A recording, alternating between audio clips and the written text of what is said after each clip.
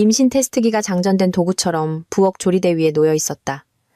박지우는 2개의 분홍색 줄을 빤히 쳐다보았고 그의 커피 머그잔은 입술로 향하다가 허공에 멈췄다. 6개월, 그가 정관수술을 받은 지 정확히 6개월 만이었다. 6개월 전 그의 아내 김민서가 재정적인 미래를 위해 수술을 받는 것이 책임감 있는 행동이라고 그를 설득했었다. 이거 놀랍지 않아? 민서의 목소리는 진심으로 들리는 흥분으로 가득 차 있었고 그녀는 뒤에서 그의 허리를 감싸 안았다. 의사 선생님이 실패 확률이 1%도 안 된다고 했는데 우리가 그 주인공이네. 지훈은 의도적으로 조심스럽게 머그잔을 내려놓았다. 그의 물류 관리자다운 두뇌는 이미 빠르게 계산을 시작하고 있었다. 타이밍, 확률, 그리고 민서의 미소가 눈까지는 닿지 않는 방식까지. 놀랍네, 그가 조용히 되뇌었다. 8개월 전의 아침 식사 대화가 그가 멈출 수 없는 보안 카메라 영상처럼 마음속에서 재생되었다. 민서는 토스트에 버터를 바르며 그 이야기를 꺼냈다. 날씨 이야기를 하듯 무심하게. 지훈 씨, 우리 재정에 대해 좀 더 진지하게 생각해봤는데 그녀는 빵 위에서 칼을 멈춘 채 잠시 말을 멈췄다. 이제 우리가 얘기했던 그 수술, 당신이 받을 때가 된 것 같아. 그들은 그에 대해 한두 번 지나가듯 이야기했을 뿐 구체적인 것은 아무것도 없었지만 갑자기 그것은 민서의 마음속에서 시급한 필수 사항이 되어 있었다. 그녀는 현재 저축률 대비 자녀 양육 비용에 대한 스프레드시트, 연구 논문, 통계를 가지고 있었다. 우리 이제 겨우 숨통이 트이기 시작했잖아. 그녀는 확신에 찬 초록색 눈을 크게 뜨고 주장했다. 지금 만약 사고라도 치면 우리는 다시 월급 받아 겨우 먹고 사는 신세로 돌아갈 거야. 지우는 망설였다. 영구적인 불임이라는 생각은 무겁고 최종적으로 느껴졌다. 하지만 민서는 예상치 못한 자녀라는 부담 없이 그들의 예상 재정 성장률을 보여주는 차트까지 완비한 채 검사처럼 끈질기게 자신의 주장을 밀어붙였다. 난 당신을 완전히 믿어. 그날 밤 그녀는 그의 가슴에 머리를 기댄 채 속삭였다. 이건 우리가 함께 미래를 만들어가는 것에 대한 거야. 어떤 돌발 상황도 없이. 그래서 그는 그렇게 했다. 예약을 잡고 수술을 견디고 민서가 곁에서 정성껏 간호하는 동안 냉동 완두콩 팩을 올린 채 소파에서 주말을 보냈다. 그녀는 완벽한 간호사였다. 진통제와 수프를 가져다 주고 그가 찡그릴 때마다 어깨를 주물러 주었다. 하지만 지금 이 임신 테스트기를 바라보자 차가운 무언가가 그의 뱃속에 자리 잡았다. 박 원장님께 전화해봐야겠어. 그가 조심스럽게 말했다. 확인을 받고 모든 게 정상인지 확인해야지. 민서는 획 돌아섰고 그녀의 미소는 아주 찰나의 순간 흔들렸다. 물론이지. 나 벌써 다음 주로 예약 잡아놨어. 너무 신나서 정신을 못 차리겠어. 그녀는 그의 뺨에 키스하고는 콧노래를 흥얼거리며 부엌을 거의 뛰쳐나가다시피 했다. 지훈은 거실에서 그녀의 휴대폰이 울리는 소리와 이어지는 빠른 타자 소리를 들었다. 그는 문가로 걸어가 그녀의 손가락이 화면 위를 날아다니는 것을 지켜보았다. 그녀의 입가에는 그 비밀스러운 미소가 번지고 있었다. 그녀가 정관 수술에 동의했을 때 지었던 바로 그 미소였다. 지훈의 휴대폰이 진동했다. 여동생 지혜에게서 온 카카오톡 메시지였다. 오빠, 지금 바로 전화 줘. 그는 뒷베란다로 나가 전화를 걸었다. 지훈 오빠, 제발 앉아있다고 말해줘. 지혜의 목소리는 긴박감으로 가득 차 있었다. 서 있는데 무슨 일이야? 나 어제 점심때 민서 언니 봤어. 언니 회사 사람 같은 남자랑 같이 있더라고. 둘이 되게 편해 보였어. 정말로. 지훈은 휴대폰을 쥔 손에 힘을 주었다. 편해 보였다니? 어떻게? 손잡고 아주 사적인 대화를 나누고 있었어. 딱 봐도 연인 관계라는 걸 소리치는 그런 몸짓들 있잖아. 내가 테이블 옆을 지나가니까 언니 얼굴이 새하얗게 질리더라. 회계팀 최진우 씨라고 소개는 하던데. 근데 오빠, 둘이 서로를 쳐다보는 눈빛이 언니 임신했어. 지훈이 단호하게 말했다. 둘 사이에 팽팽한 철사처럼 침묵이 흘렀다. 세상에 오빠, 몇 주인데? 방금 알았어. 기적이래. 1%의 실패 확률. 법률 사무원으로 일하는 지혜의 본능이 즉시 발동했다. 유전자 검사해. 몰래 해. 오빠가 뭔가 의심한다는 걸 언니가 알게 해선 안 돼. 증거를 잡을 때까지. 지혜야, 난 내 아내를 사랑해. 그런 말은 내 말 들어. 내가 틀렸으면 내가 저녁 살게. 다시는 이 얘기 안 꺼낼게. 하지만 내가 맞다면 언니가 증거를 인멸할 시간을 벌기 전에 오빠 자신을 보호해야 해. 지훈은 눈을 감았다. 복잡한 운송 경로와 재고 시스템을 관리하는 그의 논리적인 뇌는 이미 보고 싶지 않은 점들을 연결하고 있었다. 정관 수술에 대한 민서의 갑작스러운 재촉. 그가 방에 들어서면 멈추던 그녀의 의심스러운 통화들. 지난 1년 동안 점점 더 잦아졌던 야근. 그 남자 성이 뭐라고? 그가 조용히 물었다. 최씨, 최진우.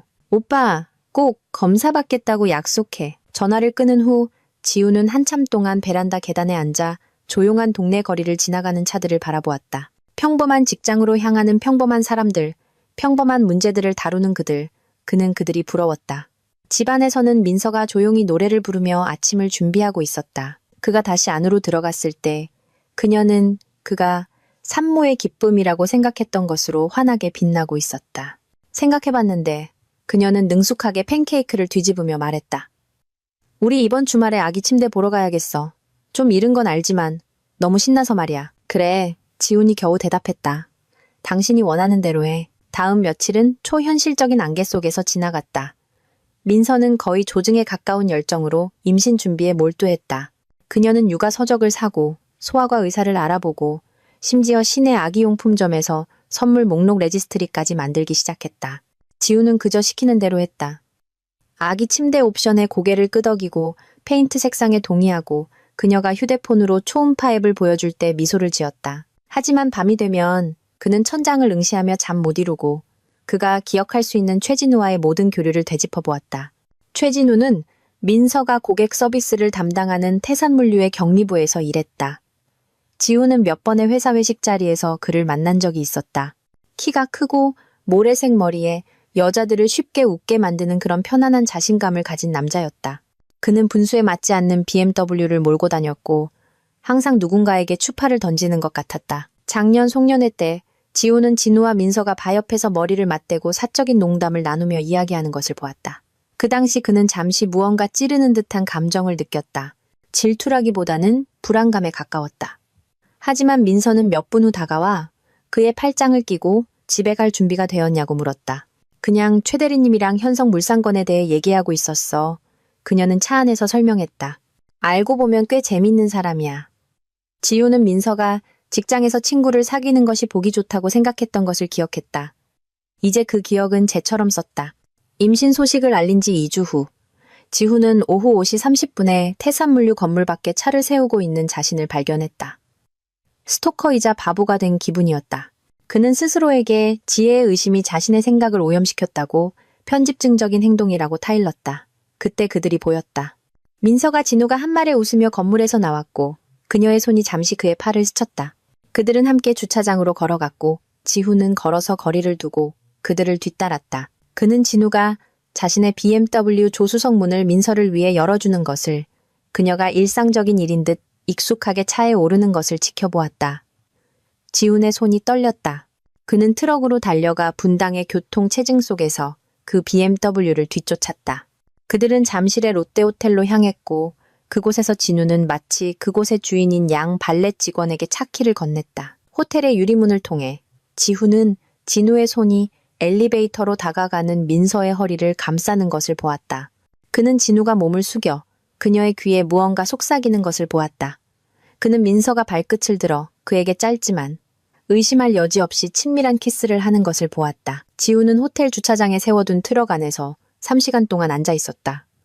휴대폰 배터리는 나갔고 그의 세상은 하나씩 무너져 내리고 있었다. 밤 9시 15분, 민서가 마침내 혼자 나와 머리를 매만지고 로비 유리창에 비친 자신의 모습을 확인했을 때 지훈은 거리를 두고 그녀의 집까지 뒤따라갔다. 그녀가 10분 먼저 도착했다. 그가 들어섰을 때 그녀는 부엌에서 남은 음식을 데우며 아침에 부르던 그 노래를 흥얼거리고 있었다. 오늘 일은 어땠어, 여보? 그녀는 돌아보지도 않고 물었다. 평소보다 늦었네. 차가 막혔어.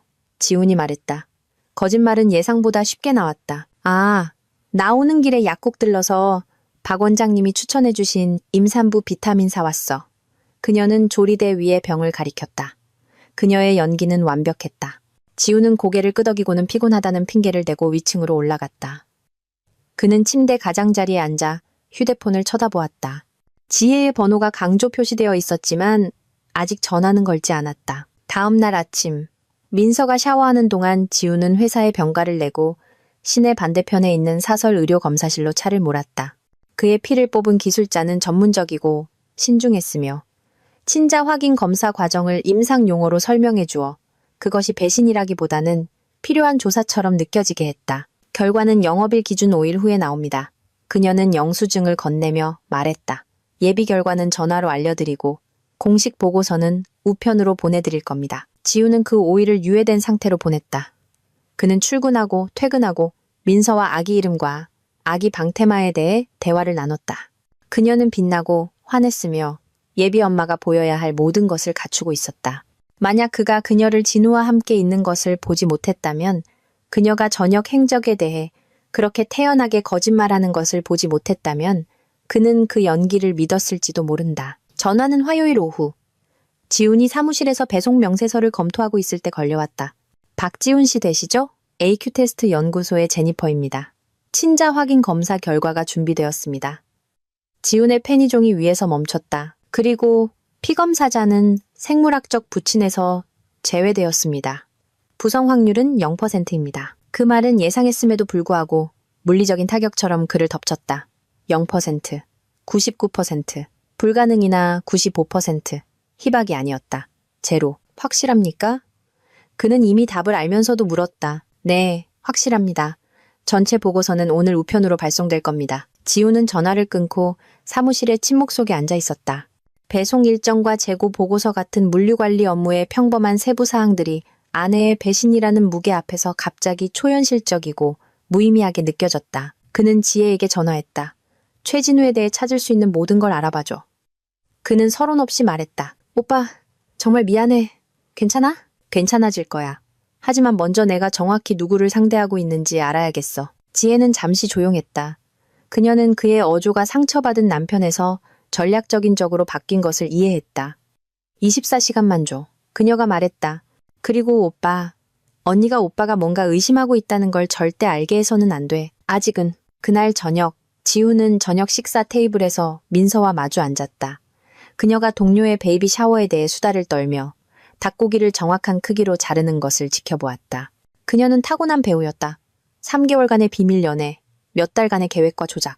그러고도 그녀는 그의 눈을 똑바로 쳐다보며 죄책감 하나 없이 그들의 미래를 논할 수 있었다. 회계팀 최 대리님이 엄청 귀여운 아기 옷 가게를 말해주더라. 그녀는 브로콜리 조각을 찍으며 무심하게 말했다. 자기 누나가 그 집 유기농면 우주복을 극찬한데 최진우의 이름을 언급한 것은 시험과도 같았다. 지우는 깨달았다. 그녀는 그의 반응을 살피고 그가 무언가 의심하는지 확인하고 있었다. 그는 표정을 중립적으로 유지하며 가벼운 관심을 보이는 것처럼 보이길 바라며 고개를 끄덕였다. 좋네. 그가 말했다. 이번 주말에 한번 가보자. 민서는 미소를 지으며 테이블 너머로 손을 뻗어 그의 손을 꽉 잡았다. 당신이 이 모든 일에 이렇게 협조적이어서 너무 좋아. 임신이 예상치 못했던 건 알지만 정말 잘 대처하고 있잖아. 그게 파트너가 하는 일이지. 지훈이 대답했다. 우리는 놀라운 일들을 함께 헤쳐나가는 거니까. 만약 그가 이 특별한 놀라운 일을 얼마나 잘 헤쳐나갈지 알았다면. 다음 날 저녁, 민서가 그녀의 북클럽인지 아니면 수요일 밤에 실제로 가는 다른 곳인지에 가 있는 동안 지혜에게서 전화가 왔다. 최진우 32세, 이혼했고 아이는 없어. 지역 회계 매니저로 승진 후보에 올라 있는데 그러면 연봉이 상당히 오를 거야. 승진 결정은 다음 달에 나. 다른 건? 사내에서 바람둥이로 평판이 자자하지만 지금까지는 해고될 만한 일은 없었어.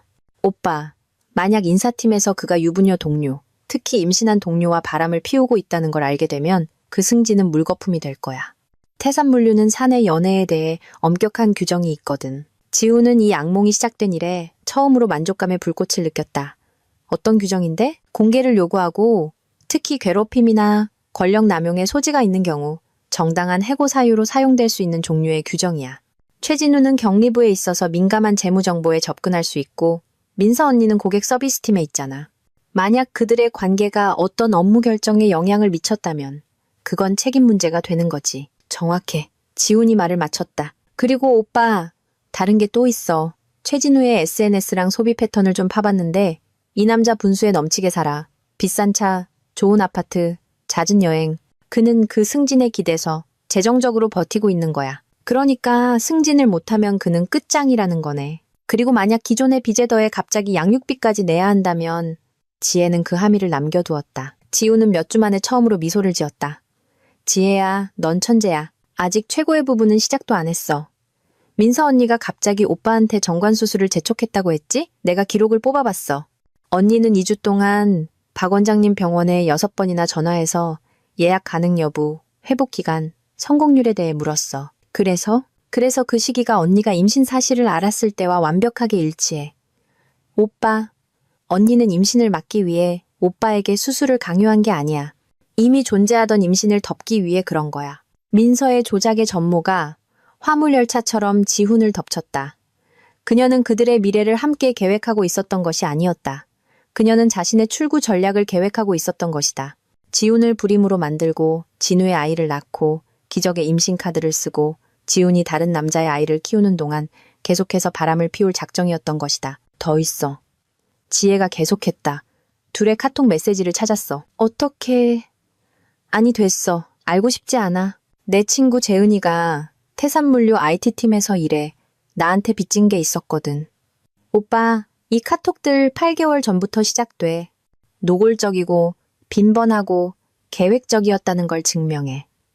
한대화에서는 최진우가 그 등신이 우리 애를 키울 때까지 못 기다리겠다고 말 그대로 써놨어. 그 등신. 지훈은 눈을 감았다.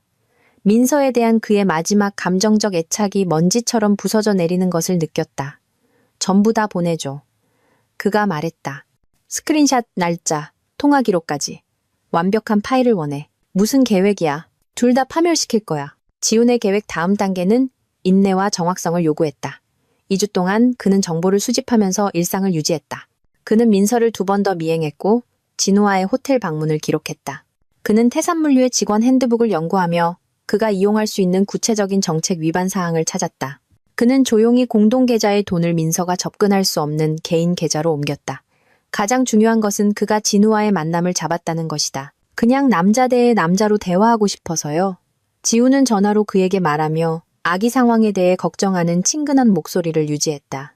우리 얘기 좀 해야 할 것 같아요. 얘기하죠. 진우는 아마도 호기심과 자신의 비밀이 안전하다는 자신감에서 동의했을 것이다. 그들은 지훈이 관리하는 업무 시간이 끝나 건물이 비어있는 한 공사 현장에서 만났다. 진우는 자신의 BMW를 타고 도착했다. 그는 신분 상징으로 재정적 불안을 감추려는 듯한 비싼 캐주얼 옷을 입고 있었다. 그는 자신이 주변의 모든 사람보다 영리하다고 생각하는 남자의 거들먹거리는 걸음걸이로 가설 사무실 안으로 들어왔다. 지훈 씨, 오랜만이네요. 진우가 능숙한 진심을 담아 손을 내밀며 말했다. 아기 소식 축하해요. 꽤 충격이었겠어요. 수술 후에 말이죠. 지우는 그의 손을 잡고 작은 회의 테이블 건너편의 의자를 가리켰다. 그게 바로 제가 논의하고 싶었던 겁니다. 그는 서류 봉투를 열어 그 내용물을 딜러가 카드를 펼치듯 테이블 위에 펼쳤다. 유전자 검사 결과, 인쇄된 카톡 메시지, 호텔 영수증, 진우와 민서가 롯데호텔에 들어가는 사진들. 진우의 자신감 넘치는 표정이 패닉에 가까운 무언가로 녹아내렸다. 자, 지훈이 차분하게 말했다. 당신 아기에 대해 얘기해봅시다. 진우의 입이 물 밖으로 나온 물고기처럼 열렸다, 닫혔다. 지훈 씨, 제가 설명할 수 있다. 필요 없습니다. 여기 다 설명되어 있으니까요. 지훈은 유전자 검사 결과를 톡톡 쳤다. 제가 아버지일 확률 0%. 당신들의 아주 로맨틱한 카톡 대화 날짜에 근거하면 당신이 아버지일 확률 100%. 이봐요. 이건 보이는 것과 달라요. 8개월 동안 내가 아내를 부양하고 우리의 미래를 계획하는 동안 당신이 내 아내와 놀아난 것처럼 보입니다. 그녀가 당신의 임신을 덮기 위해 나를 조종해서 정관수술을 받게 한 것처럼 보입니다. 당신들 둘 다 내가 당신 아이를 키우는 동안 내 등 뒤에서 계속 바람을 피울 작정이었던 것처럼 보입니다. 진우는 머리카락을 쓸어 넘겼다. 그의 평정심은 완전히 무너져 있었다. 지훈 씨, 제발. 우리 이성적으로 얘기합시다. 나는 이성적입니다. 이제 이렇게 될 겁니다. 지훈은 의자의 등을 기댔다. 그는 직장에서 위기 상황을 관리할 때 사용하는 차분한 권위로 말했다. 당신은 당신 아이에 대한 재정적 책임을 질 겁니다. 완전한 양육비, 의료비, 전부 다요. 조용하고 완벽하게 할 겁니다. 만약 그렇게 하지 않으면 이 사진들과 카톡 메시지들은 인사팀, 당신 상사, 그리고 사내 소식지로 갈 겁니다. 그럴 순 없어요. 내 경력이 망가질 거라고요. 당신 경력은 이미 망가졌습니다. 유일한 질문은 그것이 사적으로 일어나느냐, 공개적으로 일어나느냐 하는 것뿐이죠. 다음 달에 승진 후보에 올랐다고 들었습니다. 지역 회계 매니저. 연봉도 꽤 오르겠죠. 그건 당연히 끝났습니다. 하지만 협조한다면 아마 지금 직업은 유지할 수 있을 겁니다. 진우의 얼굴이 하얗게 질렸다. 승진에 대해 어떻게? 나는 많은 것을 압니다. 당신이 분수에 넘치게 살고 있다는 것도 알고 재정적으로 버티기 위해 그 승진이 필요하다는 것도 압니다. 태산물류가 비공개 사내 연애, 특히 임신한 유부녀가 관련된 연애에 대해 엄격한 정책을 가지고 있다는 것도 압니다. 이건 협박이야. 이건 결과입니다. 지훈이 정정했다. 당신이 선택했고 이제 그 선택에 따라 사는 겁니다. 진우는 한참 동안 조용히 테이블 위에 펼쳐진 증거들을 살폈다. 나한테 원하는 게 뭐요? 즉시 효력이 발생하는 양육비, 친자 인정각서, 그리고 아이와 직접적으로 관련된 문제를 제외하고는 내 아내와의 모든 접촉을 완전히 끊는 것. 만약 거절하면? 지훈이 차갑게 미소 지었다. 그럼 월요일 아침에 당신 상사는 노골적인 카톡 메시지와 호텔 영수증이 첨부된 당신의 불륜에 대한 매우 상세한 문서가 담긴 익명의 이메일을 받게 될 겁니다. 당신의 인사팀은 직장 내 위법 행위에 대한 공식적인 불만 사항을 접수할 거고 회사 내 소문은 몇 달 동안 바쁘게 돌아갈 겁니다. 진우는 의자에 주저앉았다. 그의 기세는 완전히 꺾였다. 양육비는 얼마나? 그건 법원이 결정하게 하죠. 하지만 당신의 현재 급여와 주 지침을 기준으로 볼 때 한 달에 약 120만 원 정도로 추정됩니다. 의료비와 보육비를 고려하면 더 많아지겠죠. 120만 원? 지훈 씨, 난 감당할 수가. 다른 남자의 아내와 가정놀이를 하기 전에 그걸 생각했어야죠. 지훈은 서류들을 다시 봉투에 담았다. 결정할 시간은 24시간입니다. 조용히 협조하든지 공개적으로 파멸하든지 당신 선택입니다. 진우는 30분 만에 10년은 늙어버린 사람처럼 가설 사무실을 떠났다. 지우는 그가 차를 몰고 떠나는 것을 지켜보며 차가운 만족감이 가슴속에 자리 잡는 것을 느꼈다. 하나 처리했고 이제 하나 남았다. 다음 날 저녁. 민서는 예전 손님방이었던 아기방에서 그날 오후에 사온 작은 옷들을 걸고 봉제 인형들을 정리하고 있었다. 그녀는 진심으로 행복해 보였다. 부드럽게 흥얼거리며 일하다가 가끔씩 부풀어 오르는 배에 손을 얹고 쉬었다. 지우는 문가에 서서 그녀의 연기를 지켜보았다. 그녀는 정말 연기를 잘했다. 만약 그가 진실을 몰랐다면 그녀가 사랑하는 남편과 함께 가정을 꾸리는 것에 신이 난 예비 엄마라고 정말로 믿었을지도 모른다. 여기 정말 멋져 보이네. 그가 말했다. 민서는 돌아섰다. 그녀의 얼굴은 명백한 기쁨으로 환해졌다. 정말 그렇게 생각해? 아기가 태어날 때 모든 게 완벽했으면 좋겠어. 분명 그럴 거야. 그녀는 다가와 그의 허리를 감싸 안고 한때 그를 세상에서 가장 운 좋은 남자로 느끼게 했던 그 초록색 눈으로 그를 올려다보았다. 계획된 건 아니었지만 이렇게 돼서 정말 기뻐. 그녀가 부드럽게 말했다. 우리 정말 멋진 부모가 될 거야. 지훈은 그녀의 이마에 키스했다. 그의 눈을 똑바로 쳐다보면서 그렇게 설득력 있게 거짓말을 하는 그녀의 능력에 경탄했다. 당신 말이 맞는 것 같아. 그가 말했다. 이건 인생을 바꾸는 일이 될 거야. 다음 날 아침 진우가 전화했다. 하겠습니다. 그가 서론 없이 말했다. 양육비, 친자 인정, 전부 다요. 하지만 인사팀에 가지 않겠다는 보장을 원합니다. 당신이 당신 몫을 다하는 한은요. 지훈이 대답했다. 당신이 지급을 한 번이라도 놓치거나 내 아내에게 부적절하게 연락하려고 하는 순간 모든 약속은 무효입니다. 알겠습니다. 서류는 언제 원하십니까? 이번 주말에 내 동생이 모든 걸 준비해 놓을 겁니다. 전화를 끊은 후 지우는 암울한 만족감을 느꼈다. 진우의 항복은 예상보다 쉬웠는데 이는 그 남자가 지혜가 생각했던 것보다 훨씬 더 절박하다는 것을 의미했다. 좋았다. 절박한 사람들은 믿을 만한 적이 된다. 그들은 효과적인 반격을 가하기보다는 자신의 생존에 너무 집중하기 때문이다. 이제 더 힘든 목표가 남았다. 그날 오후 지우는 직장에서 택배를 받았다. 아내는 진우가 친자임을 인정하고 아이에 대한 완전한 재정적 책임을 지기로 동의하는 서명된 자백서가 들어있었다. 공증과 증인 날인이 되어 법적 구속력이 있었다. 지우는 지혜에게 전화했다. 1단계 완료. 최진우가 협조하고 있어. 이제 2단계로 넘어간다. 핵폭탄 옵션. 핵폭탄 옵션. 민서의 부모님은 그 일요일에 원래 가족 브런치를 주최했다. 지훈과 민서가 결혼한 지 3년 전부터 계속된 전통이었다. 그녀의 아버지인 김 회장은 은퇴한 보험사 임원으로 사람과 상황을 읽는 자신의 능력에 자부심을 가졌다. 그녀의 어머니인 박 여사는 전직 교장으로 정리해서 해결하지 못할 문제는 만나본 적이 없었다. 그들은 지훈을 사랑했고 진심 어린 따뜻함으로 그를 가족으로 받아들였으며 임신 소식에 매우 기뻐했다. 박 여사는 이미 아기 담요를 뜨기 시작했고 김 회장은 최고의 대학 학자금 저축 계획을 조사하기 시작했다. 지훈은 그들의 교회 집에 박 여사가 가장 좋아하는 와인 한 병과 서류 봉투에 담긴 진우에 서명된 친자 자백서를 들고 도착했다. 박서방, 박 여사가 세상 최고의 요리사라고 바랜 글씨로 쓰인 그녀가 가장 좋아하는 앞치마를 두르고 부엌에서 나왔다. 딱 맞춰왔네. 방금 커피 케이크를 오븐에서 꺼냈어. 김 회장은 진심 어린 애정을 담아 그의 어깨를 툭 쳤다. 우리 예비 아빠는 잘 지내나? 아직 긴장되진 않고? 조금씩요.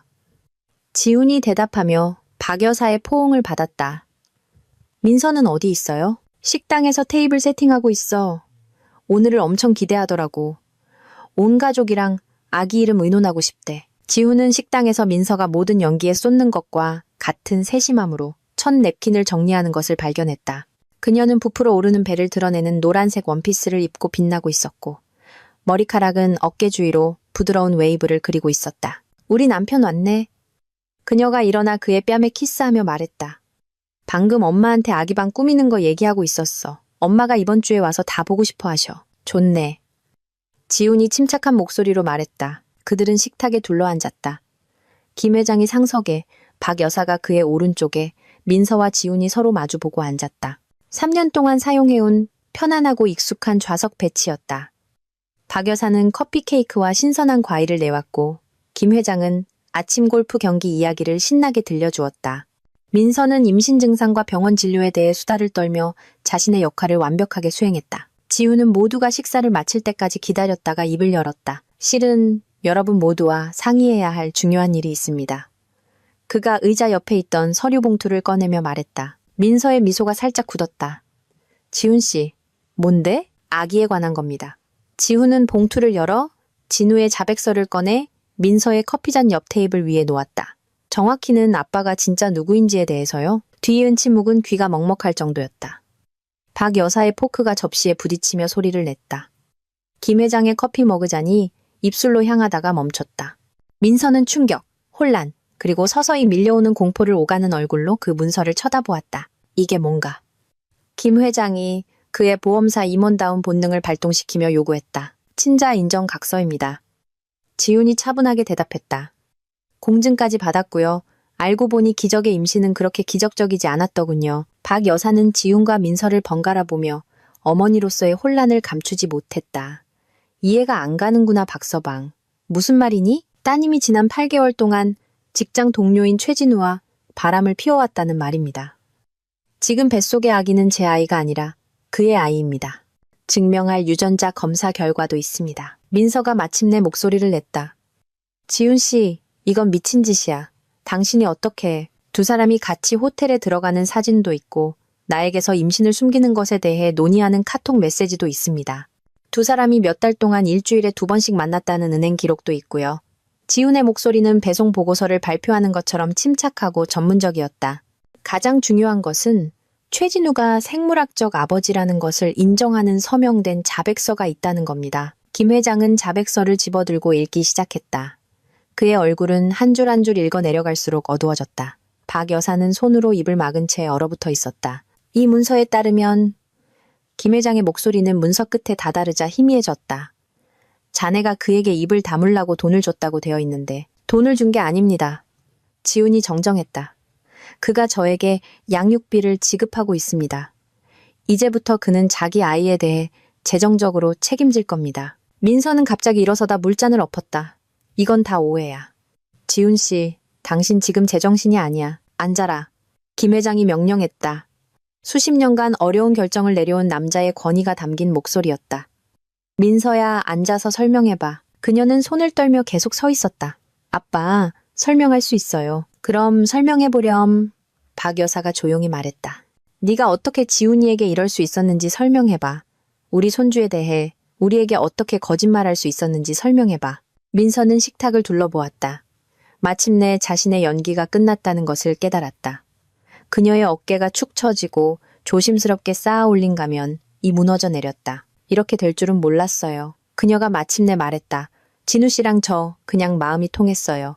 하지만 전 지훈 씨를 사랑해요. 그를 상처 주고 싶지 않았어요. 당신은 나한테 정관 수술을 받으라고 설득했어. 지훈의 평정이 마침내 깨졌다. 다른 남자의 아이를 내 아이인 것처럼 속이기 위해 나를 영구적인 불임 상태로 조종했어. 그게 어떻게 나를 상처 주고 싶지 않았다는 거야? 민서의 어머니는 깊은 실망의 표정으로 그녀를 쳐다보았다. 김민서, 이게 사실이니? 어릴 적부터 박 여사가 심각한 불쾌감을 표시할 때 사용했던 그녀의 전체 이름을 부르는 것이 민서 안에 무언가를 무너뜨린 것 같았다. 그녀는 의자에 다시 주저앉으며 눈물을 쏟아냈다. 다른 방법이 없었어요. 그녀가 흐느꼈다. 바람은 그냥 일어난 일이었고 그러다 임신을 했고 패닉에 빠졌어요. 지훈 씨가 수술을 받으면 아무도 시기를 의심하지 않을 거라고 생각했어요. 그래서 이걸 계획했다는 거냐? 김 회장이 얼음장처럼 차가운 목소리로 말했다. 네가 의도적으로 남편을 조종하고 가족에게 거짓말을 했다는 거냐? 지훈은 일어서서 박 여사의 뺨에 부드럽게 키스했다. 이런 식으로 알게 해드려서 죄송합니다. 하지만 제 아이의 할아버지, 할머니가 되신다는 생각에 더 정이 들기 전에 진실을 아실 자격이 있다고 생각했습니다. 박 여사는 떠나려는 그의 손을 잡았다. 박서방, 그렇다고 자네에 대한 우리 마음이 변하는 건 아니야. 자네는 여전히 우리 가족이야. 감사합니다. 그가 진심으로 말했다. 하지만 이제 제가 떠나야 할 때인 것 같습니다. 지훈이 문 쪽으로 걸어갈 때 민서가 절박하게 그를 불렀다. 지훈 씨, 제발, 우리 해결할 수 있어. 상담도 받을 수 있고 고칠 수 있단 말이야. 그는 마지막으로 한번 돌아섰다. 민서야, 당신은 8개월 동안 다른 남자의 아이를 임신한 채 내 얼굴에 대고 거짓말을 했어. 당신의 흔적을 덮기 위해 나를 수술받도록 설득했어. 더 이상 고칠 것은 아무것도 남아있지 않아. 김 회장이 일어서서 지훈에게 정중한 위엄을 담아 손을 내밀었다. 이 말이라도 해줘야겠네만 자네는 그녀가 받을 자격 이상의 품위로 이 일을 처리하고 있네. 지훈은 그의 손을 잡았다. 몸 조심하십시오. 그는 그녀의 부모님이 딸의 배신이 가져온 충격의 크기를 가늠하려 애쓰며 망연자실한 침묵 속에 앉아있는 동안 식탁에서 울고 있는 민서를 남겨두고 떠났다. 다음 월요일, 지훈은 최진우와 김민서의 불륜과 그것이 직장 분위기에 미친 영향에 대한 문서와 함께 태산물류 인사팀에 공식적인 불만사항을 제출했다. 결과를 기다리는 데는 오래 걸리지 않았다. 최진우는 수요일 아침 회사의 관계 공개 정책을 위반하고 적대적인 근무 환경을 조성했다는 이유로 해고되었다. 민서는 다른 부서로 전출되었고 전체 조사가 끝날 때까지 정직 처분을 받았다. 사내 소문은 며칠 만에 걷잡을 수 없이 퍼져나갔다. 태산물류의 모든 직원이 그 이야기를 알게 되었다. 유부녀 고객 서비스 담당 직원이 격리부 매니저와 바람이 났고 남편이 불륜을 발견했다. 두 직원 모두 징계 조치를 받았다. 이야기는 전해질 때마다 더욱 극적으로 부풀려졌다. 지훈의 전화는 끊임없이 울렸다. 지지를 표하는 동료들, 충격을 표현하는 친구들, 가십을 캐묻는 지인들. 그는 각 전화를 직장 위기 상황에 대처하는 것과 같은 전문적인 예의로 처리하며 자신의 품위를 유지하면서 최소한의 정보만 제공했다. 지혜는 목요일 저녁에 새로운 소식을 전했다. 최진우, 벌써 첫 양육비 지급이 밀렸어. 실직해서 재정적으로 어렵다고 주장하는데 법원은 신경 안 써. 실업급여를 압류했대. 민서 언니는 지금 최진우랑 같이 살고 있어. 장인 장모님께서 제대로 설명하기 전까지는 집에 올 생각도 말라고 하셨대. 두 분 다 이번 일로 엄청 상심하셨어. 지훈은 박 여사와 김 회장에게 연민을 느꼈다. 그들은 민서를 강한 가치관으로 키웠고 그녀의 배신은 개인적인 실패처럼 느껴졌을 것이다. 두 분은 괜찮으셔? 내 소식통에 따르면 친손주와의 관계는 유지하면서 딸과의 관계는 끊을지 고민 중이시래. 상황이 복잡해 오빠. 이혼 절차는 신속하고 결정적이었다. 지훈의 증거는 압도적이었다. 간통, 사기, 감정적 조종. 민서의 변호사는 그녀에게 이길 수 없는 싸움을 하는 대신 지훈이 제안하는 어떤 합의든 받아들이라고 조언했다.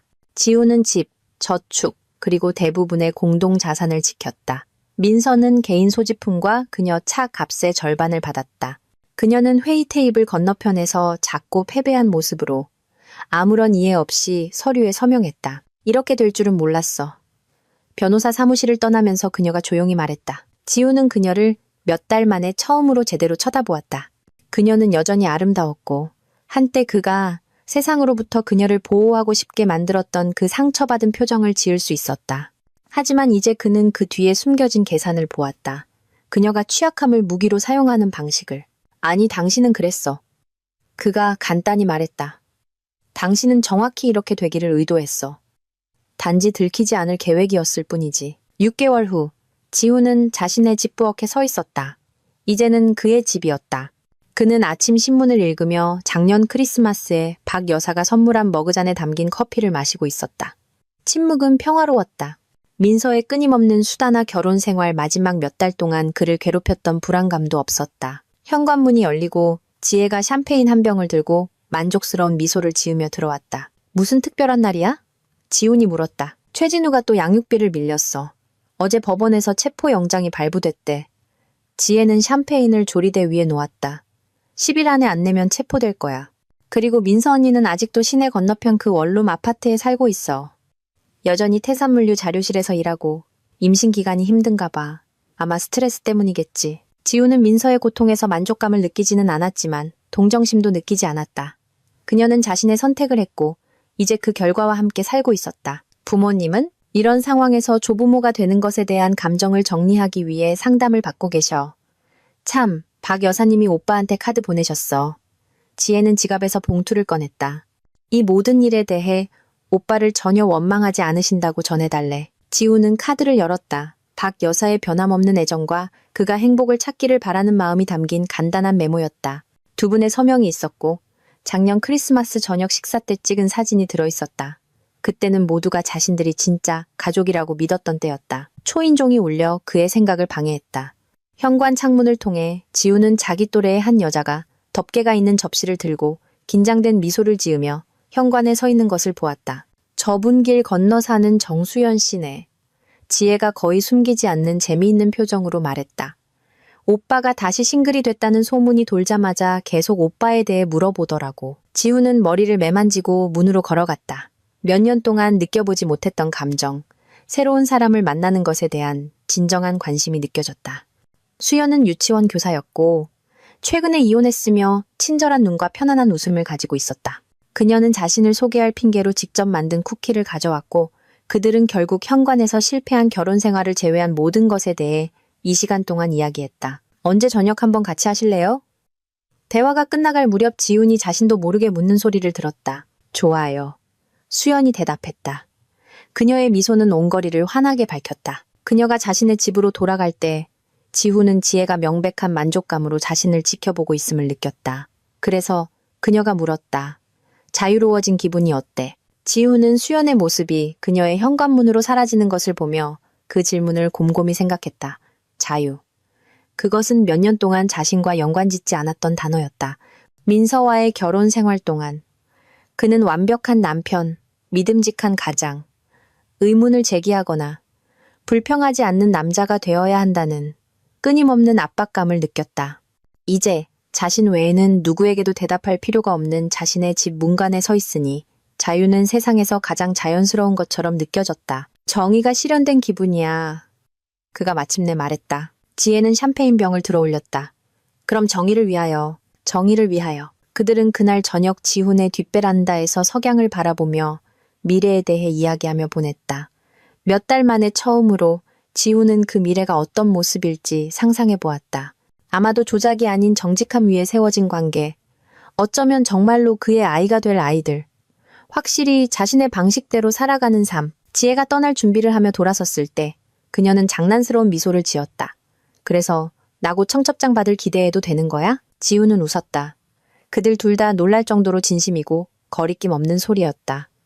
손님 명단 짜기 전에 첫 데이트부터 하게 해줘. 알았어. 근데 오빠, 오빠는 행복할 자격이 있어. 잊지 마. 지혜가 떠난 후 지우는 새로운 눈으로 자신의 집을 둘러보았다. 손님 방은 더 이상 거짓과 헛된 희망으로 가득 찬 아기 방이 아니었다. 그것은 단지 진정한 목적을 기다리는 잠재력을 가진 방이었다. 그의 휴대폰이 카톡 메시지로 진동했다. 순간 그의 뱃속은 오랜 불안감으로 움츠러들었다. 민서의 드라마나 진우의 요구를 예상했다. 대신 수연이었다. 오늘 즐거운 대화 감사했어요. 금요일 저녁 기대하고 있을게요. 지우는 미소를 지으며 답장했다. 저도요. 7시에라 스텔라에서 봬요. 좋아요. 그때 봬요. 그는 휴대폰을 옆에 두고 박 여사가 그의 생일에 아직 그가 그녀의 손주의 아버지가 될 것이라고 생각했을 때 선물했던 와인을 한 잔 따랐다. 그 아이러니는 그에게도 와닿았지만 더 이상 아프지는 않았다. 다음 몇 달은 지훈이 가능하다고 잊고 지냈던 평범함 속에서 지나갔다. 그는 출근하고 물류팀을 관리하고 그가 떠났던 모습 그대로 있는 집으로 돌아왔다.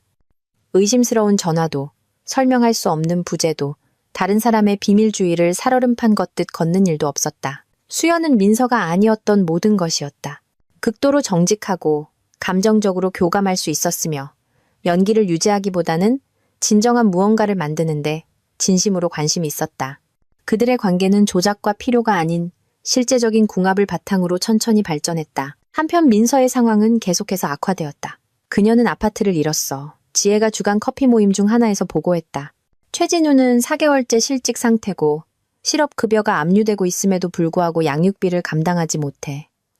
지금 고속도로 근처 장기 투숙 모텔에서 살고 있대. 지훈은 복잡한 감정의 소용돌이를 느꼈다. 3년 동안 민서를 사랑했던 그의 일부는 그녀의 몰락에 진심 어린 슬픔을 느꼈지만 그녀의 거짓말과 조작을 기억하는 더 큰 부분은 정의가 실현되었다는 차가운 만족감만을 느꼈다. 아기는 다음 달 출산 예정이야. 민서 언니가 부모님께 연락해서 의료비 도움을 요청하고 있대. 두 분은 갈등하고 계셔. 손주를 돕고는 싶지만 딸에게는 여전히 분노하고 계시거든. 그럴 만도 하지. 지혜는 그의 얼굴을 유심히 살폈다. 오빠는 이 모든 걸 어떻게 감당하고 있어? 솔직히? 지우는 그 질문을 생각했다. 6개월 전이었다면 그는 망연자실하고 상심하고 길을 잃었다고 말했을 것이다. 이제 그는 훨씬 더 복잡한 무언가를 느꼈다.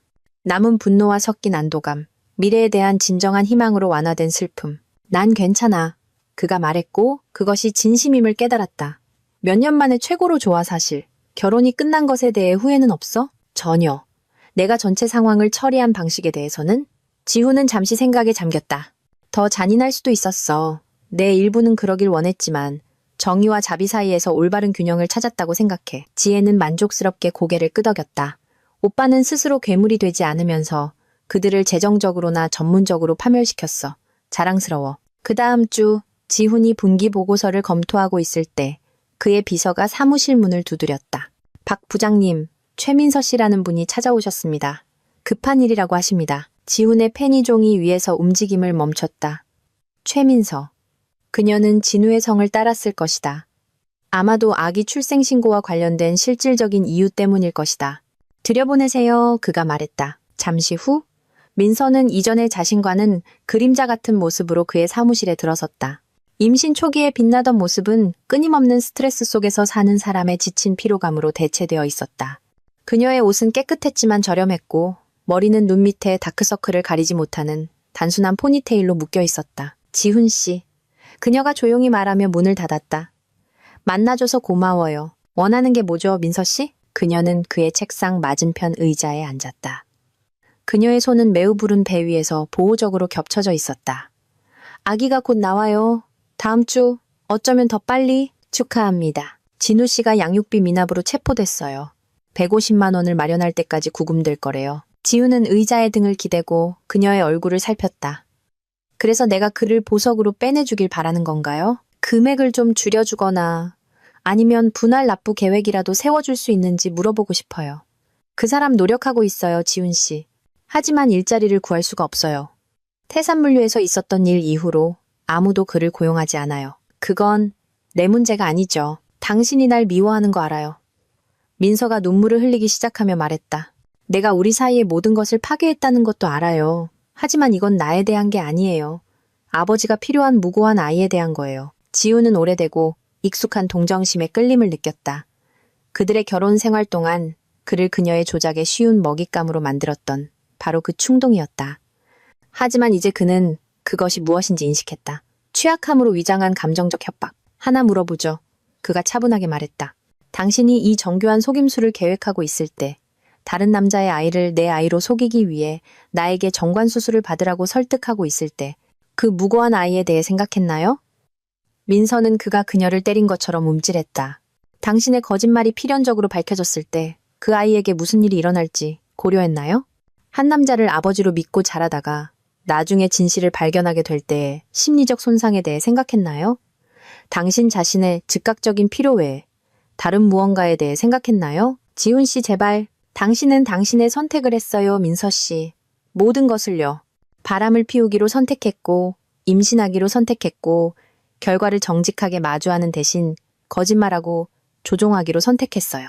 당신이 지금 겪고 있는 모든 문제는 당신이 내린 결정의 직접적인 결과입니다. 그녀는 이제 완전히 무너진 조심스러운 가면 아래에서 소리내어 울고 있었다. 무서웠어요. 다른 방법이 없었어요. 처음부터 진실을 말할 수도 있었어요.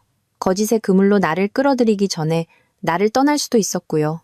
당신의 행동에 대한 책임을 지는 대신 나를 무지한 공범으로 만들려고 하지 않을 수도 있었어요. 당신 말이 맞다는 거 알아요. 하지만 지훈 씨, 이제 제가 뭘 어떻게 해야 하죠? 돈도 없고 가족의 지원도 없고 이야기를 돌볼 방법도 없어요. 알아서 해요. 지훈이 잔인할 정도로 간단하게 말했다.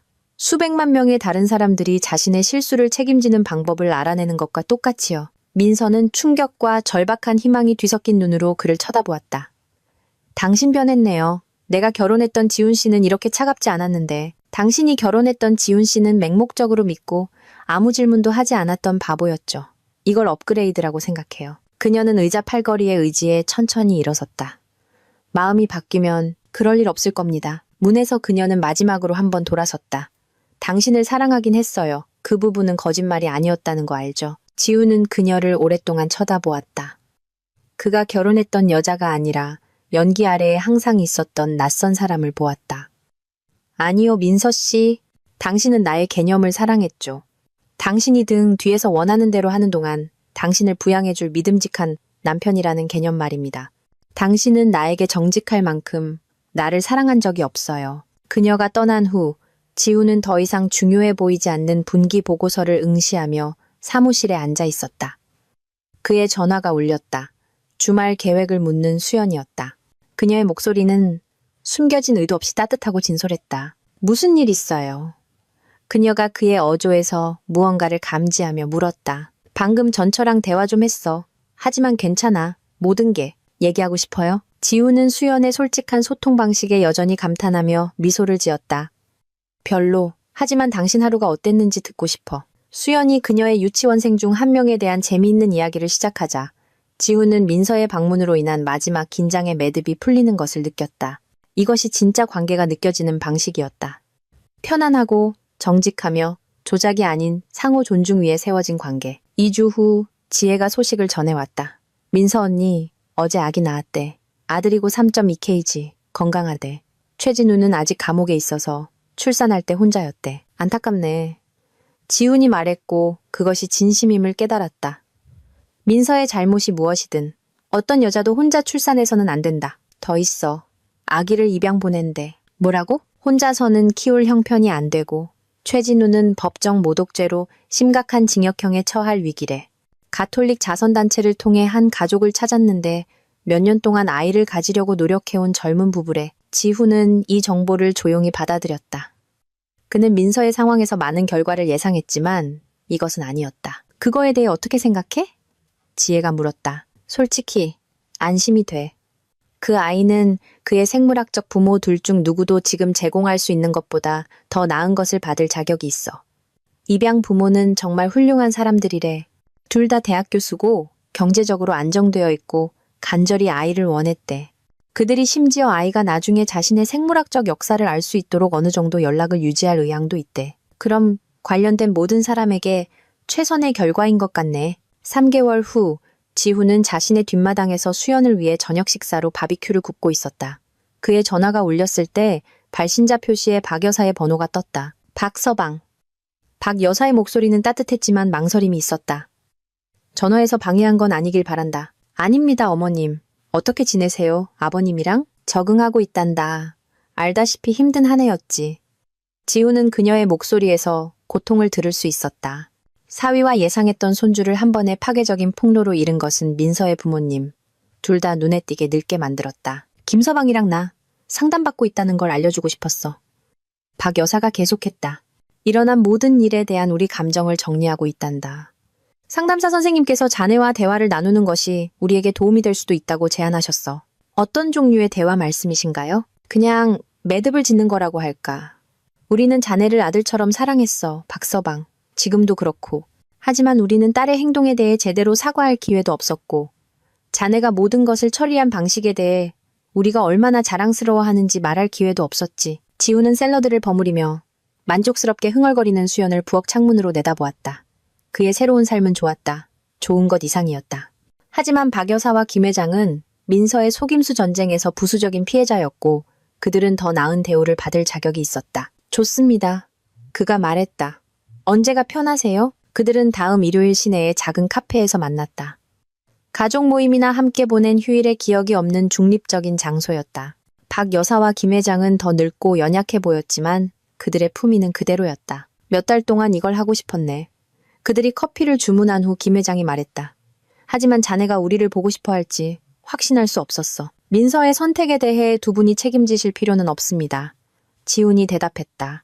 두 분은 좋은 가치관으로 그녀를 키우셨습니다. 그녀가 그것으로 무엇을 했는지는 그녀에게 달린 문제였죠. 박 여사의 눈에 눈물이 고였다. 우리는 계속 자문한단다. 어디서부터 잘못됐을까? 우리가 무엇을 다르게 할 수 있었을까? 하고. 아무것도 없습니다. 지훈이 단호하게 말했다. 어머님, 아버님은 따님을 아시는 최선의 방법으로 키우신 좋은 분들이십니다.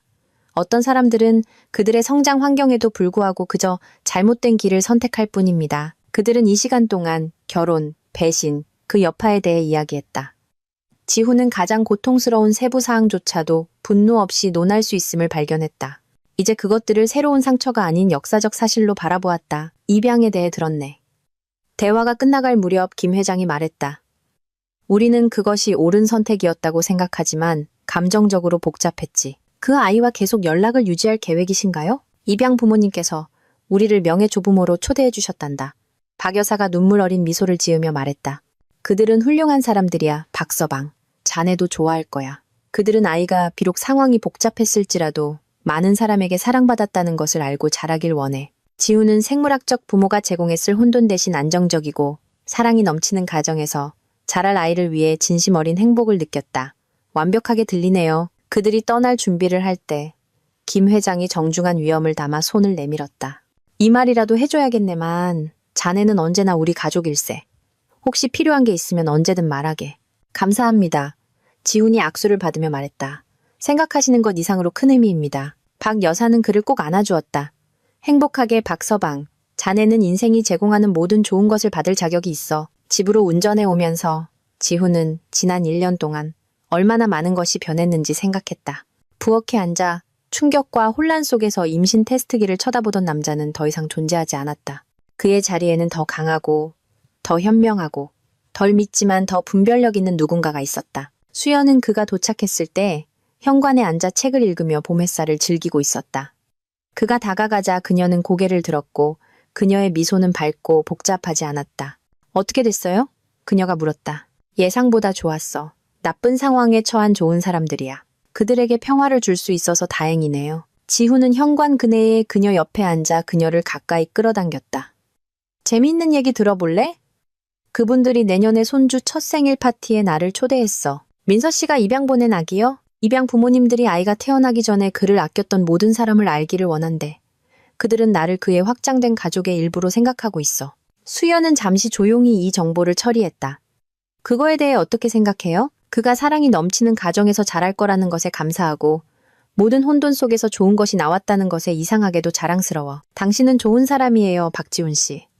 수연이 그의 뺨에 키스하며 말했다. 예전보다 더 똑똑한 남자지.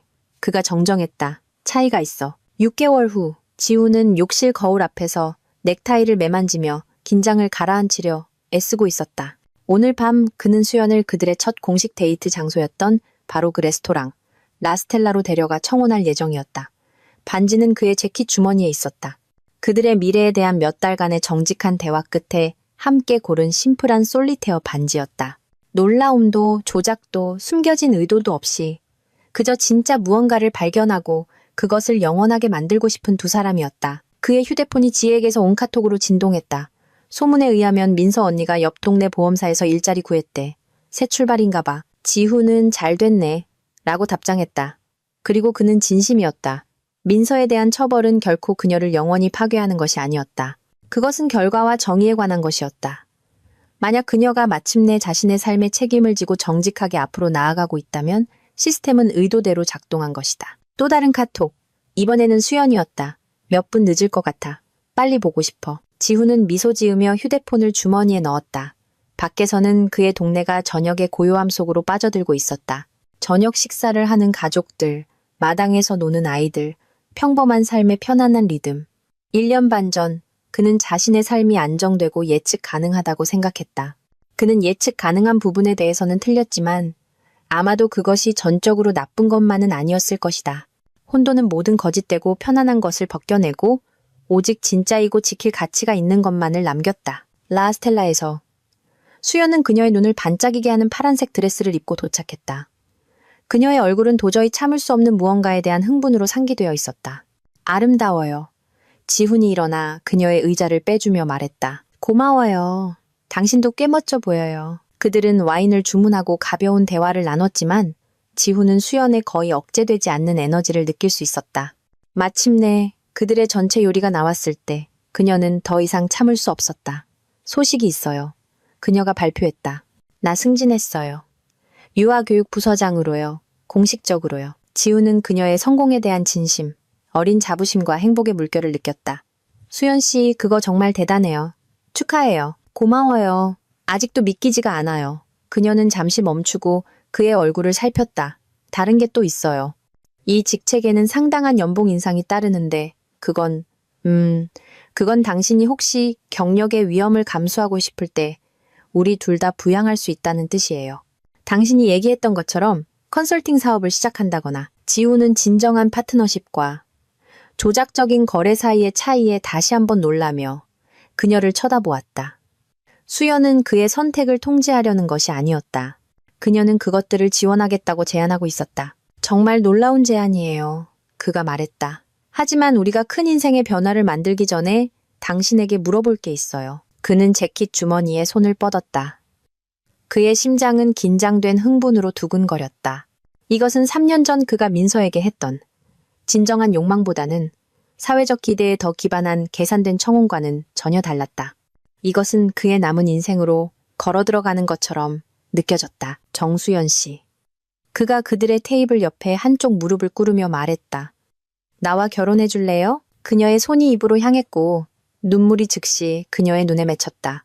지훈 씨. 네, 물론이죠. 네. 그가 그녀의 손가락에 반지를 끼워주자 레스토랑은 박수갈채로 터져나갔다. 수연은 그를 일으켜 세우고 그들이 관객이 있다는 것을 잊게 할 만큼 열정적으로 그에게 키스했다. 그들이 다시 자리에 앉았을 때 둘 다 10대처럼 환하게 웃고 있었다. 지우는 깊은 완성감을 느꼈다.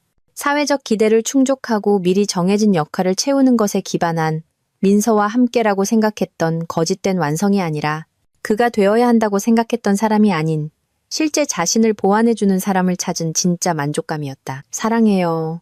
수연이 촛불 아래서 자신의 반지를 감상하며 말했다. 나도 사랑해요. 지훈이 대답했다. 성인이 된 이후 처음으로 완전히 진심으로. 그날 저녁 늦게 지훈의 뒷베란다에서 약혼 파티를 계획하며 앉아있을 때 수연은 그가 예상했던 질문을 했다. 아이를 원해요? 지훈은 신중하게 대답을 생각했다. 그 질문은 1년 전과는 다른 무게를 가졌다. 민서의 속임수와 진우의 아이에 대한 그의 경험으로 채색되어 있었다. 네, 그가 마침내 말했다. 하지만 내가 완전히 신뢰하는 사람과만요. 우리 둘 다 준비되고 우리가 무엇을 시작하는지에 대해 정직할 때만요. 어떤 놀라움도 없이 수연은 그의 옆에 웅크렸다. 그녀의 약혼 반지가 현관 불빛을 받아 반짝였다. 그 철학이라면 살 수 있겠어요? 좋아요. 지훈이 그녀의 머리 꼭대기에 키스하며 말했다. 왜냐하면 난 이번 생의 놀라움은 다 겪었으니까요. 2년 후 지훈은 분만실에 서서 수연이 진통을 견디며 숨을 쉬는 것을 지켜보았다. 그녀의 손은 놀라운 힘으로 그의 손을 꽉 쥐고 있었다. 이번에는 친자 관계에 대한 의문도 숨겨진 의도도 정교한 속임수도 없었다. 그저 정직하게 서로를 선택한 두 사람이 함께 세상에 그들의 아이를 데려오는 것뿐이었다. 정말 잘하고 있어. 그가 속삭이며 땀에 젖은 머리카락을 그녀의 이마에서 쓸어 넘겨주었다. 말이야 쉽지. 수연이 헐떡였지만 그녀는 미소 짓고 있었다. 마침내 그들의 딸이 태어났을 때 수연의 눈과 지훈의 고집 센턱을 닮은 3.06kg의 아기. 지훈은 의무나 조작과는 아무 관련 없는 압도적인 감정의 물결을 느꼈다. 이것은 사랑과 정직 속에서 만들어진 그의 아이였고 진실 위에 세워진 가족에게 환영받았다. 완벽해. 수연이 속삭이며 딸을 가슴에 안았다. 우리 딸이야.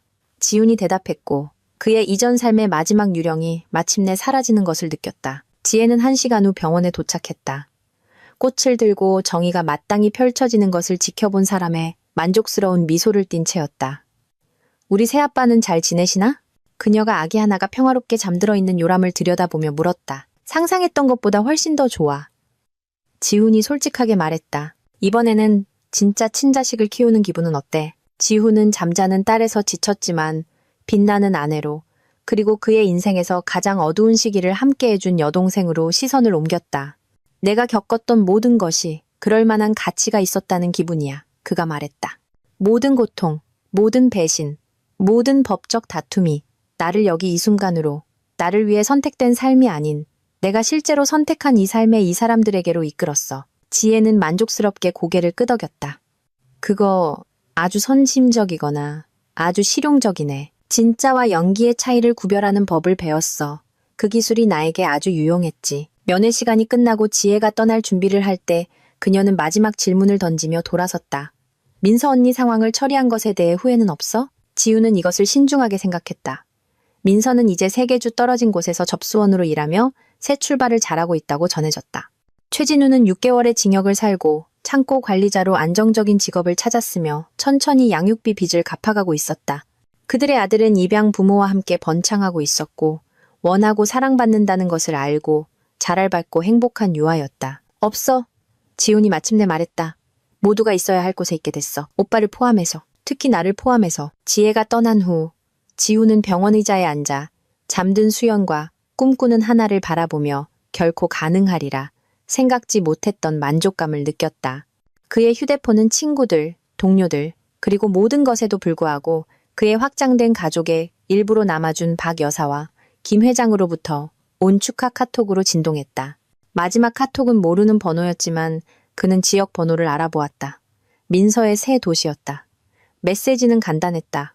딸 출산 축하해요. 세상의 모든 행복을 받을 자격이 있어요. 지훈은 그 메시지를 오랫동안 쳐다보다가 답장하지 않고 삭제했다. 인생의 어떤 장들은 진정으로 다쳤고 이 장은 그렇게 남아있을 자격이 있었다.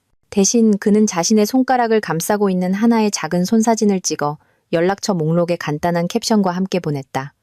박하나, 오늘 오후 3시 47분 출생, 3.0, 6kg, 모든 면에서 완벽함. 응답은 즉시 쏟아져 들어왔다. 사랑, 축하, 도움 제안, 그의 행복을 아끼는 사람들로부터의 진심 어린 흥분. 이것이 진짜 공동체가 보이는 모습이었다. 편리한 속임수가 아닌 진정한 관계 위에 세워진. 자정이 다가오고 병원이 조용해졌을 때 지우는 잠든 딸을 안고 그를 이 순간으로 이끈 여정을 되돌아보았다. 3년 전, 그는 맹목적으로 믿고 아무 질문도 하지 않는 남자였다. 오늘 그는 사랑과 조작, 파트너십과 연기의 차이를 이해하는 아버지가 되었다. 정관 수술은 18개월 전에 복원되었다. 그의 생식 능력을 회복시키고 상징적으로 그의 미래에 대한 민서의 영향력에 대한 책을 덮은 간단한 외래 수술이었다. 하나는 때로는 최고의 복수가 단순히 잘 살고 더 나은 선택을 하고 다른 사람의 거짓말의 잿더미에서 진짜 무언가를 만드는 것임을 증명했다. 무슨 생각해? 수연이 병원 침대에서 뒤척이며 부드럽게 물었다. 지금 모든 게 얼마나 다른지. 지훈이 대답했다. 얼마나 더 좋은지. 더 이상 드라마도 거짓말도 없어. 배우에서 진짜 무슨 일이 일어나고 있는지 궁금해할 필요도 없고 그냥 우리가 서로에게 정직하고 함께 딸을 키우는 것뿐이야. 수연은 졸린 듯 미소 지었다. 나한텐 완벽하게 들리네. 지우는 아마도 또 젖을 먹을 준비가 된 듯 그의 팔에서 꿈틀거리기 시작하는 하나를 내려다보았다. 이것이 이제 그의 삶이었다. 한밤중의 수유, 기저귀 갈기, 진정한 부모됨의 아름다운 피로. 그것은 민서의 속임수가 그에게서 훔치려 했던 모든 것이었고 정직과 선택을 통해 되찾고 현실로 만들어졌다. 세상에 온 걸 환영해 하나야. 그가 딸에게 속삭였다. 넌 여기를 사랑하게 될 거야. 그리고 성인이 된 이후 처음으로 지우는 그것이 사실이라고 진심으로 믿었다.